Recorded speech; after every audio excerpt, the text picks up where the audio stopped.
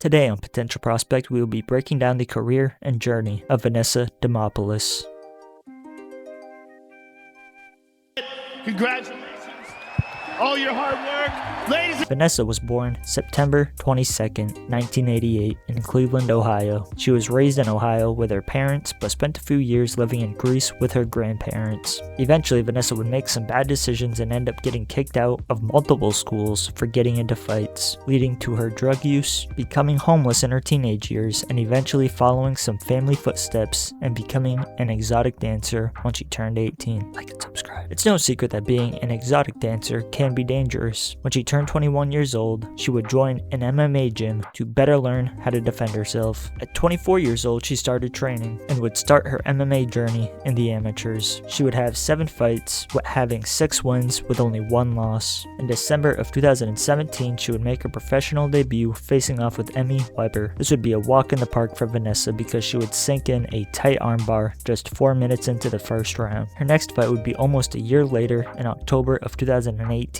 This time her opponent would be Itzel Equevel. This would be a harder night in the office than Vanessa had expected. She ended up losing by unanimous decision. After getting her first loss, she would regroup and sharpen her tools, as well as work on her fight IQ, especially when she finds herself in bad situations. She would fight again 5 months later in March of 2019. This time she would fight Valerie Anne-Marie Soto. This would be a hard fight and would test Vanessa once again, but she was better prepared for these situations, leaving the fight up for the judges to decide the winner. Vanessa had done enough to get her hand raised, leaving the arena with all of the judges thinking she had won. After getting back in the win column, Vanessa would fight again in June of that same year. This time her opponent would be Nadine Bendayo. Vanessa would show up and show out in spectacular fashion by sinking in another very tight armbar and forcing the tap just 2 minutes into the first round. After getting back-to-back wins, Vanessa would take the rest of the year off and further improve her game. She would fight in January of 2020. Her opponent was supposed to be Flore Hani, but her opponent would back out and a new opponent would step in,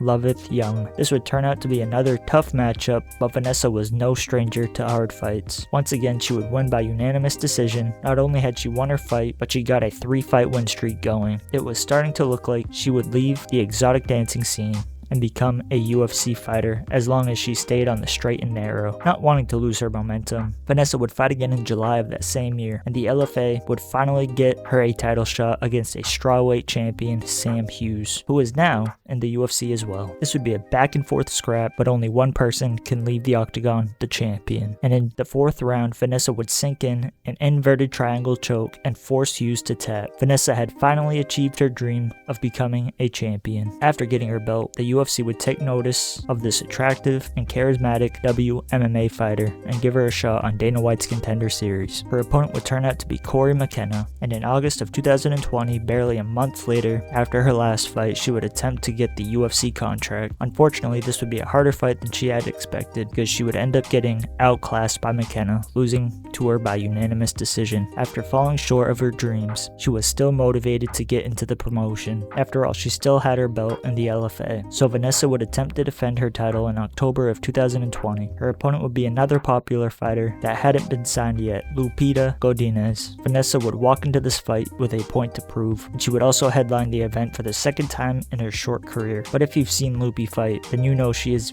a very legit, very tough fighter. And Vanessa would once again fall short in this fight, getting outclassed and beaten once again by decision. Vanessa had lost 2 fights in a row, and things were looking bleak, but Vanessa has had a tough road even before her MMA journey, and she was far from giving up on herself. Vanessa would focus now more than ever to improve her game and learn how to box more technically. 6 months later, in March of 2021, Vanessa would make the well-known walk again, this time fighting Cynthia Arceo. With a fire lit under her and even more of a point to prove, Vanessa would walk into that octagon and put on a show. She would knock out Cynthia in just 37 seconds into the first round, her fastest finish to date. Not only did Vanessa shock herself, but she would shock the fans and even the UFC, so much so that they would offer Vanessa a contract in the biggest promotion in the world, the UFC. Vanessa had finally done it. She is now on the big stage, not only in the nightclubs, but in the sport she had come to love. So in August of 2021, she would make her UFC debut, almost exactly a year after her Contender Series loss. Her opponent would end up being a very good fighter, JJ Aldrich. This would be a back and forth scrap with both women being tested, but at the end of the day,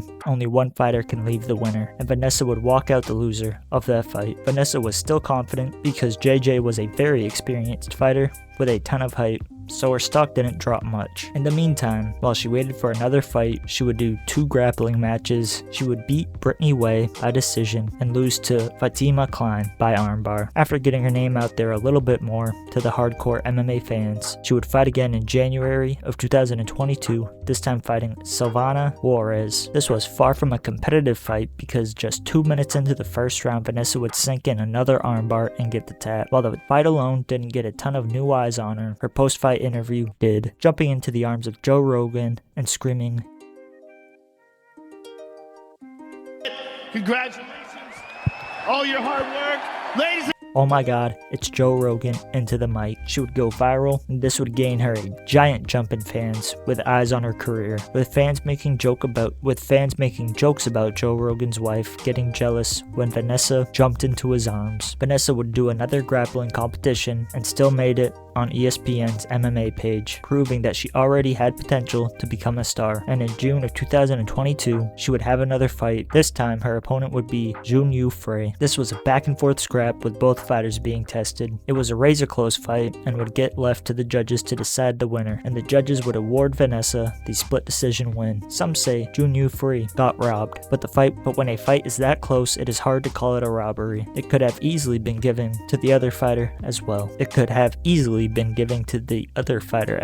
After getting the split decision victory, Vanessa would fight again in November of that same year, this time fighting Maria Oliveira. This would turn out to be another tough fight, but Vanessa was winning the grappling and striking exchanges, leading to a dominant unanimous decision win over Oliveira. Vanessa would take 6 months off to further improve her game and enjoy the fruits of her labor, and in May of 2023, Vanessa would fight Karolina Kowalkiewicz. Vanessa would miss weight for the first time in her career, coming in at 117.5 pounds, 1.5 pounds over the weight limit. Unfortunately, losing to the scales wouldn't be the only loss she took, because she would lose by Karolina by unanimous decision. After the rough showing, Vanessa would take off another 6 months to learn how to cut weight and diet properly to avoid this blunder in the future, eventually fighting again in October of that same year. This time her opponent would be Kaneko Murata. This would be another dominant fight for Vanessa that left nobody with any questions who won by the end of the fight, getting the nod from the fans and the judges. Vanessa would make her most recent showing in May of this year. Her opponent would be Emily Ducote. This would be another razor close fight that tested both fighters and left them both battered and bruised. But again, only one can leave the octagon a winner, and Vanessa turned out to get the nod and win the razor close split decision. And again, some fans felt like she lost this fight, but to harp on what I said previously,